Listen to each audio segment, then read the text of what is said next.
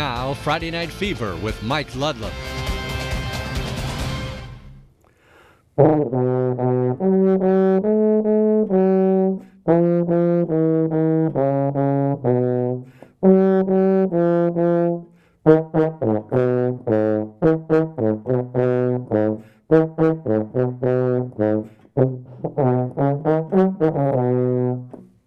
It's back. Yes, welcome to our house. It's Friday Night Fever. We're about to take control. So let's go to the showdown of the week up in Calumet, where the junior ROTC brings in the colors for the homecoming contest between the Copper Kings and the Wildcats.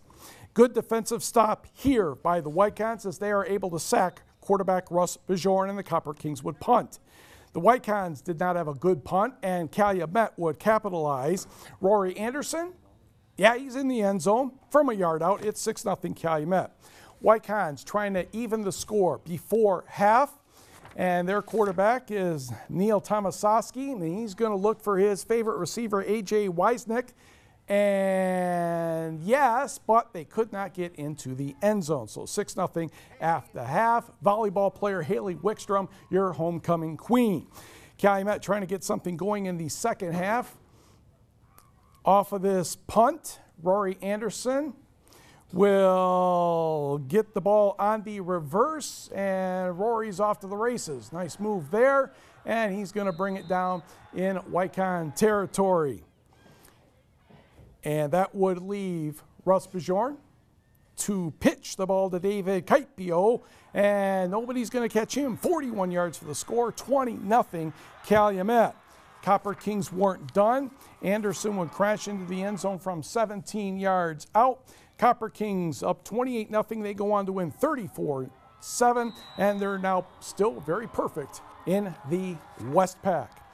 On the scoreboard, freshman quarterback Colton Solani hits Darren Nordstrom with a 64-yard touchdown pass with 1 second remaining in the game. Hancock 47, Hurley 40. Northland Pines blanks Houghton 12-0. Iron Mountain cruises past Manistee 43-14. And Ishpeming rallies to beat Oconto, Wisconsin 22-12. Okay, 5-0 time against 5-0 time. Negaunee at Norway, and Shane Ring up the gut, and G-O-N-E gone. 78 yards for the touchdown, and Negaunee is in front early.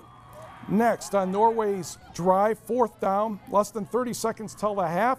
Josh Plant fakes, looking, and finds Justin Ball. Oh, there are 5 Miners in the end zone, but Ball brings it down for the score. And Norway's on the board before the half, but Negaunee led 21-7. Back to the Miners. Brock Aho. Hey, that's Luke Madsen diving into the end zone. And the Miners are up 3 scores, and they would keep their record perfect.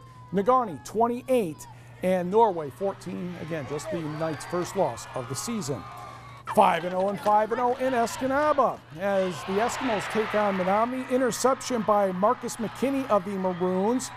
And Menominee would score just a few plays after that as they push it into the end zone.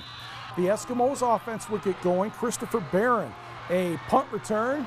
That's going to get a number of good blocks down near the 10-yard line. Denny Grawl is still in the way. He's retired and he's still in the way. Justin Popelka, Tyler Willette, touchdown, and the Eskimos are on the board. Then Escanaba will call on the Moose. Cody Vandermissen pounds it in, and Escanaba is hanging in there. Menominee led 20-14 at the half. Now here may be one of the key controversial plays of the season. Pass to Willette. That's ruled a catch and a fumble. And all of a sudden, Menominee is running toward the end zone, and they're going to get in the end zone, and that's going to be your score there. Menominee wins it 28-14. Also in the Great Northern Conference, we go to Kingsford, where the Flivers are looking to bounce back against Marquette. And you can't catch Chase Kresge here. No, excuse me, that's Trevor Roberts for the touchdown. Chase Kresge is coming up next because he's going to intercept this pass near the goal line. And the Flivers would keep finding the end zone in the first half. Sawyer Perpich fakes the handoff right up the gut. and he's in. That made it 14-0. Kingsford led 35-0. Marquette came back, but Kingsford would get the victory 42-28. The Flivers are now 4-2, 4-2. Oh, very nice math. Also in the GNC out in Sault Ste. Marie, the Blue Devils and Gladstone. This is Casey Wolf for the Braves. Cuts back. That's a touchdown at 10 yards, and the Braves have a 12-0 lead.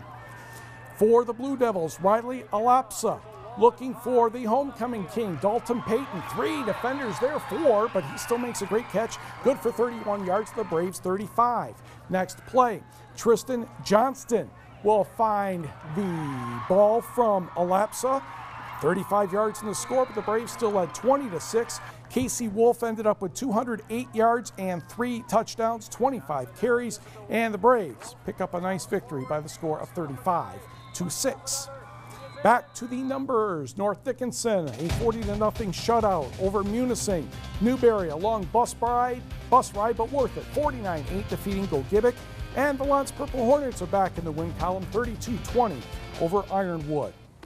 Back to the Mid-Peninsula Conference. Yes, bonfire night in Gwin as the Model Towners were taking on Westwood. 20-0 third quarter.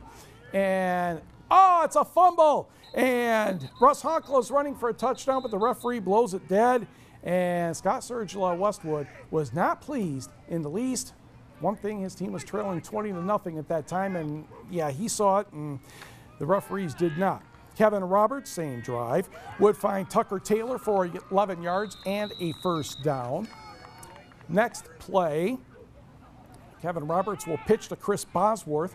Nice job waiting for his blockers. Then he turns the corner and tightropes the sideline and gets pushed out of bounds just at the end by Jacob Adriano. Roberts would score a couple plays later, and Gwin 4-2, a 34-0 victory over the Patriots.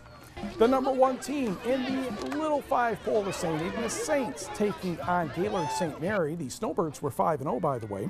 First quarter, Steve Seshia hands it off to Kenny Rickley, and Rickley rips through the defense for the touchdown. The Saints are up 14-0. Second quarter, Seshia, David LeVake.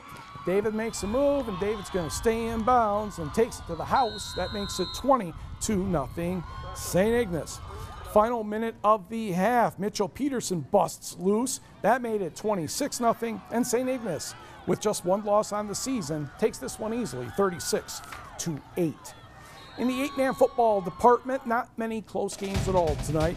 North Central, your defending state champions, beat Superior Central 78-8. It was Forest Park 60, Carney-Nadeau 12. Negaunee keeps rolling right along, 56-20 over Rudyard. Cedarville 55, Charlton Heston 12. Rapid River 69, Baraga 6, and Stevenson blanked Ontonagon 50-0. The NMU men's soccer team has a 3-game winning streak, and they were home today to take on Saginaw Valley State. Around 75 students from Cherry Creek Elementary School in Marquette County watched the first half. They recently held a clinic there, did the Wildcats. First half action, Jordan Kalk advancing for the Cardinals. NMU keeper Filippo Torelli hesitated, and he was lost. Kalk scores his 4th of the year at 22:06, 1-0 Saginaw Valley. A few minutes later, the Wildcats with a corner kick, Edgar Astorga. Ivar Arneson, a great save there by Connor Keene. Still, Cardinals had a 1-0 lead at the half. In the second half, late, Wildcats a couple of scoring chances. Sam Pop with the free kick here. Keene will punch the ball away. He had 7 saves. Cardinals hang on for the victory, 1-0. On the scores, it was Ohio Dominican taking care of the Northern women 2-0. And Marisa DeMario scored early in overtime, her first of the season. The Huskies beat Finley 2-1 in OT. The Finlandia men's soccer team had way too much fun today. I'm sure they enjoyed it. 15-1 over Fairhaven Baptist. Volleyball, painful, close losses tonight for Northern and Tech. Wildcats fall to Wayne State 3-2, 15-9 in the 5th set. Huskies lose to Finley 15-10 in the 5th set, 3-2. Madison Whitehead had 16 kills for the Wildcats. Mariah Sherman had 14 for the Huskies. Ashland swept Lake Superior State 3-0. And Finlandia picks up a couple of victories. 3-0 over Great Lakes Christian College and 3-2 over Mount Mary, 15-7 in the 5th. Preseason hockey, the Boston Bruins edged Detroit 2-1 in overtime tonight. Former NMU goalie Jared Crow did not play in the contest. Ryder Cup golf. Team USA started with a 4-0 lead, settling for a 5-3 lead after day one. Big day in college football Saturday. Michigan Tech hosting Saginaw Valley State, 1 o'clock for homecoming. NMU against Walsh at 4 p.m. Don't forget the Lions and Bears are on our sister station Fox UP Sunday at 1 o'clock Eastern, noon Central Time. That'll do it for this edition of Friday Night Fever. Thanks for joining us. Have a great weekend.